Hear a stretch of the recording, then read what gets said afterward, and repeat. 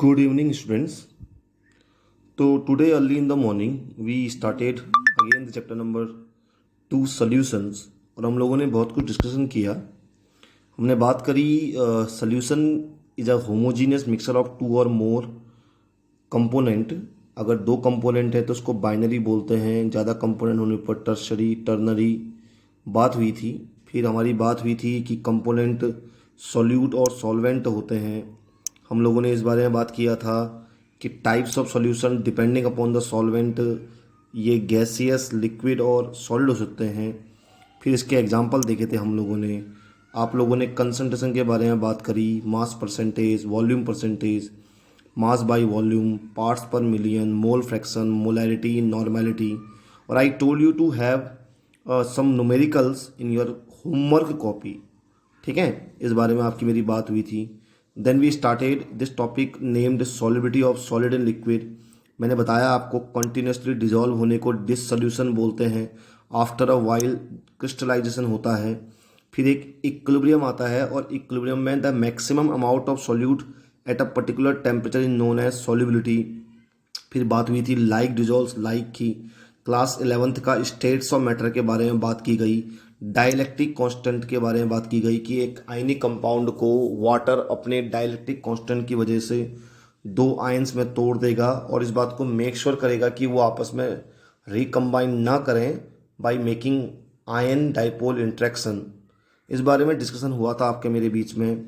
मैंने सुबह बताया था आपको कि सैचुरेटेड का मतलब होता है जब no more solute can be dissolved. Unsaturated का मतलब है कि more solute can be dissolved. And supersaturated का मतलब होता है कि क्रिस्टलाइजेशन विल बी स्टार्टेड. इसके बाद आप लोगों ने फैक्टर्स पढ़े थे. मैंने बताया था कि बात क्योंकि इक्विलिब्रियम में आती है तो इक्विलिब्रियम में ली चैटलियर प्रिंसिपल होता है. और मैंने बताया था आपको कि तीन कॉन्सेप्ट होंगे उसमें कि कुछ की सॉल्बिलिटी टेम्परेचर बढ़ाने पर घटेगी अगर वो एक्सोथर्मिक प्रोसेस होगी, बढ़ेगी अगर एंडोथर्मिक प्रोसेस होगी. लेकिन एक केस ऐसा भी आया था कि पहले घट भी सकती है और बढ़ भी सकती है. मैंने कहा था क्योंकि इस एक पर्टिकुलर टेम्परेचर पर they will change from one form to the another form. तो जिस टेम्परेचर पर वो लोग चेंज होते हैं उसको ट्रांजिशन टेम्परेचर बोलते हैं. उसके बाद मैंने कहा था कि सॉलिड इन लिक्विड में प्रेशर का कोई इफेक्ट नहीं होता. और यही बात आपकी आज मॉर्निंग में मेरे साथ ये हुई थी कि इस टॉपिक को इफेक्ट ऑफ प्रेशर को मैं पढ़ा के आपको शाम को वीडियो बना के भेजूंगा.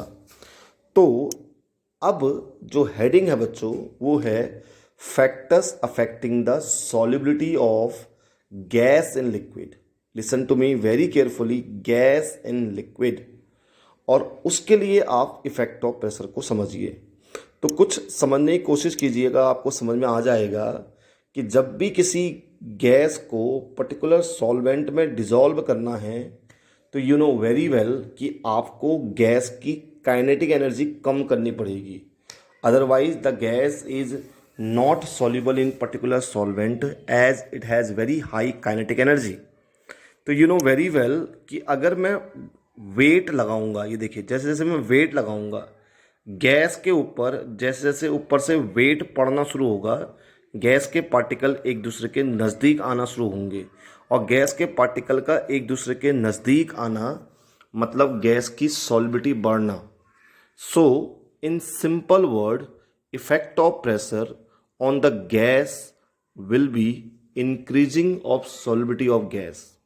दैट मीन्स इन जनरल जो गैस की सॉल्युबिलिटी है वो प्रेशर के साथ बढ़ेगी. You can see in these two figures और कंपेयर कि विद द वेटेज, बिकॉज जो प्रेशर इक्वल टू होता है वो फोर्स अपॉन एरिया होता है. तो जैसे जैसे आप फोर्स या ऊपर से वेट लगाते हैं तो गैस के पार्टिकल एक दूसरे के नज़दीक आना शुरू होते हैं. अगर गैस के पार्टिकल एक दूसरे के नज़दीक आना शुरू होते हैं इट मीन्स सॉल्युबिलिटी इंक्रीजेज. ठीक है, तो दोबारा सुनिए. In general solubility of gas increases with increasing in pressure. जिसको समझाने के लिए सबसे पहले एक हेनरी ने अपना लॉ दिया. According to Henry law m is proportional to p. That means mass of a gas is directly proportional to pressure. That means on increasing pressure, solubility of gas increases. जैसे ही proportionality sign हटता है बच्चों, तो एक constant आता है, this constant is K H. So basically Henry law is equal to mass of a gas is equal to K H into P, where K H is Henry law constant. ये इसका general law था. लेकिन क्या हुआ बच्चों, उस वक्त उनके कंटेम्प्ररी का मतलब होता है समकालीन, मतलब हेनरी के समय में ही जो डाल्टन थे, ही वॉज वेरी फेमस. तो डाल्टन ने हेनरी लॉ को अपने अकॉर्डिंग किस तरह से चेंज किया, उन्होंने हेनरी लॉ को ऐसे मॉडिफाई किया कि माना गैसेस ए और बी हैं जो पर्टिकुलर सॉल्वेंट में डिजॉल्व होने वाली हैं, तो rather than to say pressure, use the word partial pressure या पार्टियल प्रेशर, और rather than to use word mass of solvent, use mole fraction. मतलब हेनरी लॉ को ही डाल्टन ने थोड़ा मॉडिफाई करके ये बोल दिया कि mole fraction of gas is directly proportional to partial pressure, या partial pressure of gas is directly proportional to mole fraction. और जैसे ही ये प्रोपोर्शनल टू साइन हटा, ये देखो, this P stand for pressure of gas, K H stand for Henry law constant, and chi stand for guys क्या आपका mole fraction. तो please confuse मत करिएगा, जो बेसिक लॉ था वो था m equals to K H into P, जो हेनरी लॉ है. इसी हेनरी लॉ को डाल्टन ने मॉडिफाई किया है, क्या, chi equals to chi equals to नहीं, P A equals to K H into जाइए, where K H equals to Henry law constant. ठीक है, समझने की कोशिश करिएगा. के एच जितना ज़्यादा होगा जाइए उतना कम होगा, इस बात को ध्यान रखना, क्योंकि मैथ से कहती है जितनी हाई वैल्यू के एच की होगी जाइए की वैल्यू उतनी क्या होगी, कम होती जाएगी. देखो उसको समझो, ये लाइन ये यहाँ पर देखो, it is obvious from the equation that higher the value of K H lower is the solubility. क्योंकि मैथ से कहती है कि दो चीज़ का मल्टीप्लाई अगर होता है, तो अगर एक चीज़ बढ़ेगी तो दूसरी चीज़ अपने आप घटेगी. So higher the value of K H lower is the जाइए, लोअर इज द चाहिए मतलब lower mole fraction, indirectly solubility. ठीक है. अच्छा, अब इसके बाद मैं थोड़ी सी एक बात बताता हूँ बच्चों आप लोगों को. क्लास 11th में आपने कई बार पढ़ा हुआ है, नहीं पढ़ा है तो जानिए कि पी ए इक्वस टू अगर के एच इंटू जाइए है, तो मैथ्स में y equals to M x is a equation of straight line. अगर मैं तुलना करूँ वाई की तो वो पी ए से तुलना होगी, दैट मीन्स वाई के बदले पी ए आएगा, और जाइए के बदले जो जाइए है उस जाइए के बदले क्या आएगा, एक्स आएगा. तो वाई पी ए हो गया, एक्स जाइए हो गया. तो अगर इनके बीच में ग्राफ खींचें पी ए और जाइए के बीच में, तो it will come a straight line. तो according to maths Y equals to M x is the straight line equation. ठीक है ना. तो बस बच्चों आपको ये ध्यान रखना है कि there is no effect of pressure for the solubility of solid in liquid, but for the gas in liquid the pressure is very important, and in general on increasing pressure solubility increases. For understanding the concept of pressure we are having Henry law. According to Henry law, m, that means mass of gas, is directly proportional to pressure, but this law was modified by Dalton in terms of partial pressure and mole fraction. Here kh is a constant which is known as Henry law constant. Higher the value of Henry law constant lower is the solubility. ठीक हो गया. और अब last but not the least, इसको समझिए, application of Henry law. इसको बहुत अच्छी तरीके से समझिएगा. इसमें 3-4 टॉपिक हैं बच्चों, ये बहुत बहुत बार पेपर में आते हैं.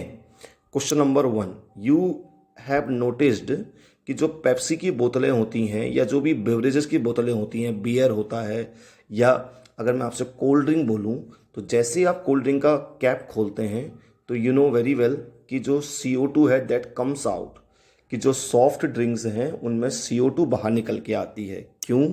क्योंकि CO2 उस सॉफ्ट ड्रिंक में हाई प्रेशर पे होती है. जैसे ही आप उसका कैप खोलते हैं तो प्रेशर विल डिक्रीज, और प्रेशर के घटने से solubility will decrease, therefore CO2 comes out. तो इस बात को समझना है कि गैस CO2 जो कि सॉफ्ट ड्रिंक में है that is soluble due to high pressure. जैसे ही प्रेशर घटेगा सॉल्युबिलिटी बाहर आ जाएगी, पहली बात। दूसरी बात, जो ये हाई एल्टीट्यूड होते हैं, जो पहाड़ी इलाके होते हैं, जो बहुत ऊंची ऊंची चोटियाँ होती हैं, वहाँ पर प्रेशर कम होता है ग्राउंड लेवल से। इसलिए अगर प्रेशर कम होगा तो मोल फ्रैक्शन भी कम होगा। मोल फ्रैक्शन कम होगा दैट मीन्स वहाँ पर प्रॉपर ऑक्सीजन का कंसंट्रेशन नहीं होगा। इसलिए बहुत पहाड़ी इलाकों में, बहुत ऊंचे इलाकों में ऑक्सीजन की कमी होने के कारण जो क्लाइंबर्स होते हैं या हाई एल्टीट्यूड में, उन्हें सांस लेने में परेशानी होती है। और जो बहुत ऊंचे इलाकों में रहते हैं तो वहाँ पर एक बीमारी होती है, दैट बीमारी इज़ एनोक्सिया, ANOXIA। कल एग्जामिनर जो केमिस्ट्री वाले आए थे उन्होंने कई बच्चों से इसके बारे में पूछा।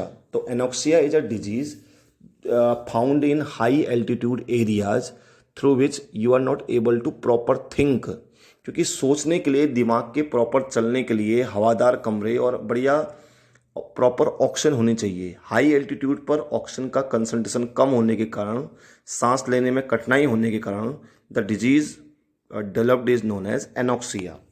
सिमिलरली इस थर्ड पॉइंट को आप पढ़ेंगे कि जो स्क्यूबा डाइवर्स होते हैं, स्क्यूबा डाइवर्स मतलब ऐसे डाइवर्स जो लोग समुद्र के बहुत तले में जाते हैं कुछ खोज के लिए, स्टडी के लिए, या मोती जो पर्ल्स होते हैं उनकी खोज के लिए जाते हैं, तो वो अपने साथ गैस सिलेंडर लेके जाते हैं। उस गैस सिलेंडर में जो गैस भरी हुई होती है बच्चों, वो प्योर एयर होती है। उस एयर में ऑक्सीजन भी होती है और नाइट्रोजन गैस भी होती है। तो जैसे जैसे वो तले में जाते जाते हैं, डाउन चल जाते हैं, तो वहाँ तो प्रेशर बहुत क्या होता है, हाई होता जाता है। तो इंक्रीज प्रेशर होने की वजह से नाइट्रोजन और ऑक्सीजन उनकी बॉडी में घुल जाती है। लेकिन क्या है, ऑक्सीजन तो अपना काम करेगी, मेटाबॉलिक प्रोसेस जो करेगी, लेकिन जैसे जैसे वो दोबारा ऊपर को लौट के आ रहे होते हैं तो नाइट्रोजन गैस जब बाहर निकल रही होती है तो उस नाइट्रोजन गैस की वजह से बबल्स बनते हैं, और वो बबल्स की वजह से इंसान को एक बीमारी होती है, दैट बीमारी इज कॉल्ड बैंड्स, और इसकी वजह से किसी किसी को डेथ भी हो सकती है। इसलिए आजकल जो स्क्यूबा डाइवर्स हैं वो इस बात की कोशिश करते हैं कि वो जो गैस सिलेंडर लेके जाएं वो नाइट्रोजन के बदले हीलियम गैस भर के ले जाते हैं, ताकि जो हीलियम है उससे बबल्स ना बने और बैंड को रिड्यूस किया जाए। ठीक है, इन 3 पॉइंट को जरूर पढ़िएगा आप। एक कोल्ड ड्रिंक में CO2, हाई एल्टीट्यूड पर एनोक्सिया, और स्क्यूबा डाइवर में बैंड्स। इसीलिए देखो, टू अवॉइड बैंड्स और toxic factor of nitrogen, now scuba divers are filled with air diluted with helium, so that जो नाइट्रोजन है उसका थोड़ा इफेक्ट थोड़ा क्या हो जाए, कम हो जाए। ठीक है, ये है पेपर में क्वेश्चन जो आता है हमेशा वो आता है, what is Henry law and what's its application. तो आपको 2 एप्लीकेशन पक्का याद होना चाहिए, एक सॉफ्ट ड्रिंक में CO2 हाई एल्टीट्यूड में कंसंट्रेशन कम होना, और तीसरा स्क्यूबा डाइवर्स के लिए अब गैस सिलेंडर में हीलियम क्यों यूज करते हैं, to avoid the disease called guys क्या आपका बैंड्स। ठीक है, बढ़िया। और लास्ट चीज बताता हूँ बच्चों आप लोग को, इफेक्ट ऑफ टेम्परेचर। अभी बताया मैंने आपको 5 मिनट पहले कि जब भी आप किसी गैस को सॉल्वेंट में डिजोल्व करेंगे बच्चों, तो हमेशा याद रखना कि जब ये सॉल्यूशन बनेगा तो ये प्रोसेस हमेशा आपकी एक्सोथर्मिक होगी। क्या होगी, exothermic. Listen to me very carefully. कल तो ये डाउटफुल था, मतलब जब तक का सॉलिड इन लिक्विड था तब तक तो वो एक्सो भी उठती थी और एंडो भी उठती थी, लेकिन आज 100% किसी भी गैस को आप जब सॉल्वेंट में डिजोल्व करेंगे तो वो एक्सोथर्मिक ही होगी। पूछिए क्यों? क्योंकि मैंने बताया था कि जब भी किसी गैस को पर्टिकुलर सॉल्वेंट में डिजोल्व करते हैं तो आप उसकी काइनेटिक एनर्जी कम करते हैं, क्योंकि अगर आप किसी गैस की काइनेटिक एनर्जी कम नहीं करेंगे तो without decreasing kinetic energy gas can't be dissolved. क्योंकि गैस को डिजोल्व होने का मतलब है उसकी थोड़ी सी स्पीड कम होना, उसकी जो काइनेटिक एनर्जी है कम होगी, तभी तो वो गैस पार्टिकल्स उसके लिक्विड के पार्टिकल्स के बीच में आ पाएंगे।